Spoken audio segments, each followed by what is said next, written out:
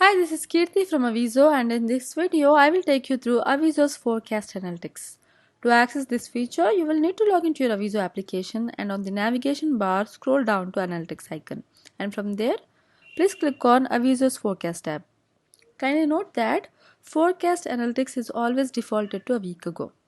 End date is Aviso's forecast as on today and the start date is Aviso's forecast a week ago. To see what has changed, you will need to hover over on each of the stages.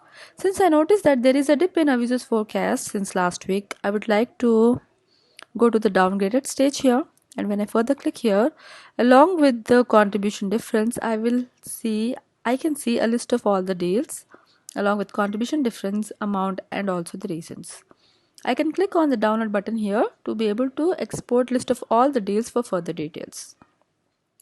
As mentioned earlier, Aviso's forecast analytics is defaulted to a week ago, and if I want to see similar analytics between any 2 days or a time period, I can go to Aviso's trend tab here and then select any 2 dates here by highlighting it, and then I can get similar analytics for this particular time period.